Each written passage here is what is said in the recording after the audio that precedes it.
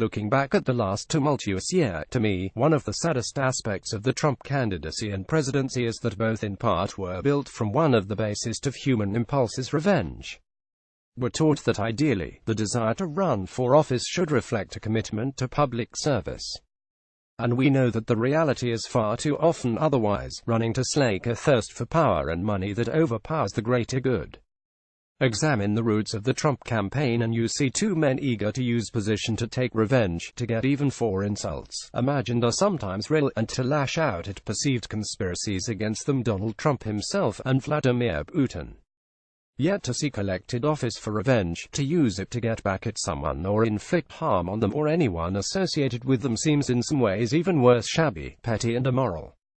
Examine the roots of the Trump campaign and you see two men eager to use position to take revenge, to get even for insults, imagined or sometimes real, and to lash out at perceived conspiracies against them: Donald Trump himself and Vladimir Putin. Whether or not there was active, knowing collusion, the two nonetheless joined forces to tap into decades of American fears and resentments not totally dissimilar from their own. In Trump's case, you don't have to go to Vienna to figure out that much of his egotism and vainglory, and those tweets, God help us, seem aimed at getting back for slights that can go back just hours and minutes, or sometimes even years.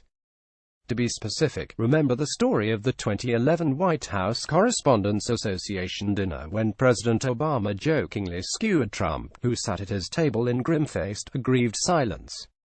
Adam Gopnik of The New Yorker was in the Washington Hilton ballroom that night and wrote, 4 years later, one can't help but suspect that, on that night, Trump's own sense of public humiliation became so overwhelming that he decided, perhaps at first unconsciously, that he would somehow get his own back, perhaps even pursue to the presidency, after all, no matter how nihilistically or absurdly, and redeem himself.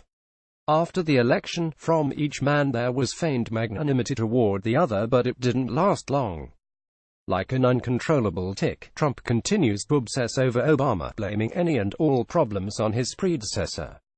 Nothing, as we know all too well by now, is ever Trump's fault. In Putin's case, the resentment is more geopolitical in nature and was aimed not so much at President Obama as at Hillary Clinton, particularly her tenure as Obama's Secretary of State. Here's what Michael Crowley and Julia Rioff wrote in Politico during the summer of 2016, when not as much was known or had been revealed about the extent of Russian attempts to hijack the American electoral process. Former U.S. officials who worked on Russia policy with Clinton say that Putin was personally stung by Clinton's December 2011 condemnation of Russia's parliamentary elections, and had his anger communicated directly to President Barack Obama. They say Putin and his advisors are also keenly aware that, even as she executed Obama's reset policy with Russia, Clinton took a harder line toward Moscow than others in the administration. And they say Putin sees Clinton as a forceful proponent of regime change policies that the Russian leader considers a grave threat to his own survival. Confirming this in her book, What Happened, Hillary Clinton writes, "Our relationship has been sour for a long time. Putin doesn't respect women and despises anyone who stands up to him, so I'm a double problem. After I criticized one of his policies, he told the press, it's better not to argue with women, but went on to call me weak. Maybe weakness is not the worst quality for a woman," he joked. Hilarious. Clinton's call for fair, free, transparent elections in Russia led Putin to accuse Clinton of interference in our internal affairs. In retrospect, both statements are soaked in irony, as Putin's revenge has taken the form of elaborate S and roses via social media designed to interfere with and subvert free elections in the United States. Not to mention the ever-increasing evidence of Trump campaign team contacts with Russian government officials and apparent cutouts, third-party go-betweens used to pass information or to determine the likelihood of recruitment. Of course, by most reports, Putin takes his revenge more bluntly against enemies at home and throughout much of the former Soviet bloc. Political opponents and journalists simply die or disappear. But when it comes to the internet, Russia's techniques have been infinitely more subtle and ingenious. In many cases, the nation's troll factories have been pitting sides against other sides with phony social media accounts that take every conceivable position on an issue. The overall extent of these attacks is mind-blowing.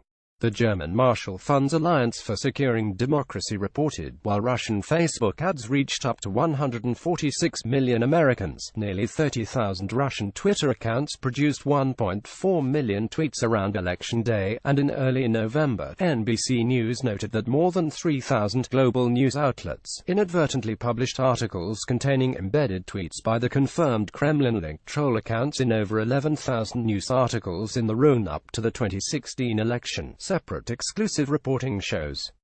Then there's this: the Alliance for Securing Democracy's Hamilton 68 dashboard, a web tool designed to monitor Russian disinformation, noted that as Special Counsel Robert Mueller's initial indictments went down, Kremlin-oriented accounts on Twitter employed the 4 Ds of disinformation: dismiss, distract, dismay, and distort. Outside of a day of fear-mongering surrounding the terror attacks in New York City, the keywords of the week: Clinton, Mueller, uranium, dossier, Tony Podesta and Donna Brazil were all efforts to shift focus to Democratic scandals, both real and imagined. More importantly, over the past 3 weeks, the coordinated effort of Kremlin accounts to discredit Mueller and craft a narrative of Democrat-Russia collusion has moved from fringe websites to more credible outlets.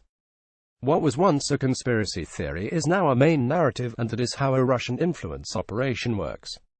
And let's add one more to the mix of those players who are motivated by revenge of one sort or another. Please welcome Julian Assange of WikiLeaks, the organization so beloved and touted by candidate Trump for its leaking of emails on Hillary Clinton and the Democratic National Committee.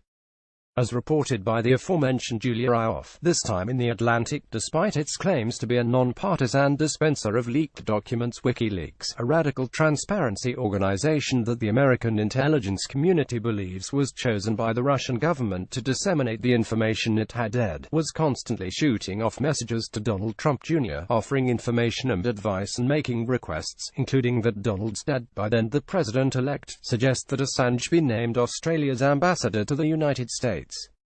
I'm not making this up. Assange's record of animus toward Hillary Clinton is well known. He believed she wanted him indicted for WikiLeaks' 2010 release of 250,000 diplomatic cables and wrote in February 2016, "She's a warhawk with bad judgment who gets an unseemly emotional rush out of killing people. She shouldn't be let near a gun shop, let alone an army. And she certainly should not become President of the United States." As per Ioff, on October 3, 2016, WikiLeaks read Donald Jr. "Hiya, it'd be great if you guys could comment on push this story," attaching a quote from then Democratic nominee Hillary Clinton about wanting to just drone. WikiLeaks founder Julian Assange already did that earlier today. Trump Jr. responded an hour and a half later, "It's amazing what she can get away with. From such bitter nonsense, revenge unleashed, electors are swayed and empires fall." Revenge, as the saying goes, is a dish best served cold. Putin, the ex-KGB colonel, apparently is taking his time, coolly mastering an operation effectively waging a cold cyber war not only against the United States but Western nations in general. As for Trump, who refuses to acknowledge that anything is wrong and who for whatever reasons will never criticize Putin, and right-wing media outlets like Fox News and Breitbart, which are further spreading the fake news ginned up by Russian bots, if they think this is the beginning of a beautiful friendship, they are, surprised, deluded. Revenge is an ugly urge and a foul underlying basis for politics and government.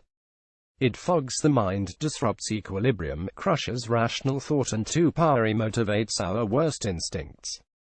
Further, at a time when fundamentalists and nativists seek to rule the land, revenge is distinctly, you should excuse the word, unchristian.